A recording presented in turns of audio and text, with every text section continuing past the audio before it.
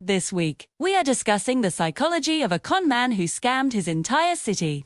So grab your ginger ale and true crime snacks and let's get into it. Coming up on this week's episode of True Crime Weekly. Have you ever wanted to make a grand gesture to your significant other? Maybe you were thinking along the lines of a dozen roses, or perhaps a romantic dinner for two. Well, one man decided to take it a step further by naming a star after his beloved. Well, that sounds sweet, but it gets even better. He named the star after her and put her name in lights on the Las Vegas Strip. Yeah, no, seriously, it's actually a thing. For 13 years, people would pass by and see the shining lights of Connie Francis's name plastered across the Vegas Strip. She had no idea. See, that was the trick. He never actually bought her the star. Every time he told her he was going to do it, he just took her to look at a different star and told her that was it. Eventually, when they broke up, she found out that he had never actually purchased the star.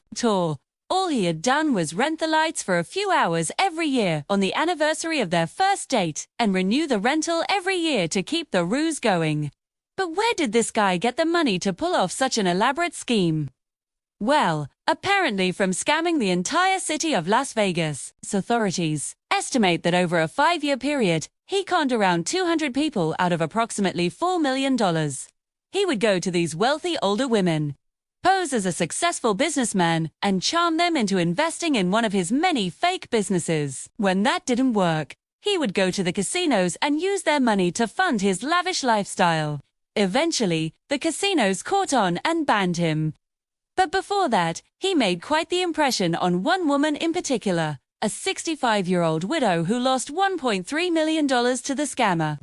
After he was finally arrested, she said, "I'm just glad they caught him. Or, I hope he spends the rest of his life in prison, because he ruined a lot of lives."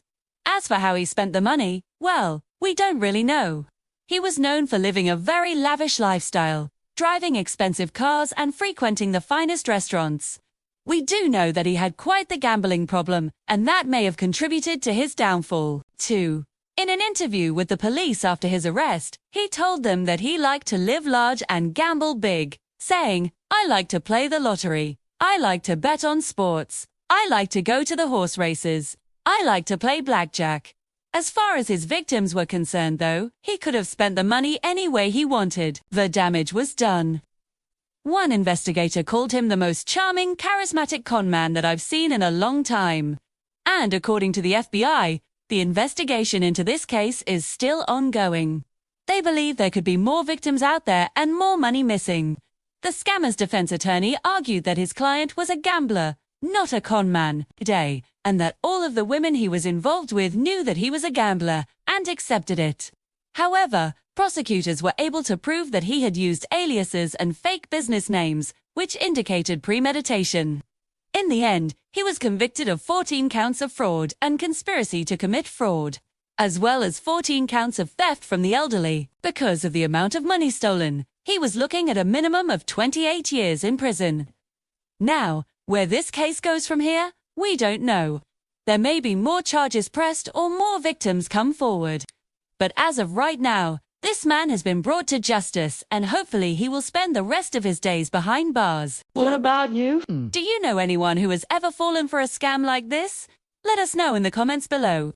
And while you're down there, make sure to hit that subscribe button, because we bring new episodes every single week.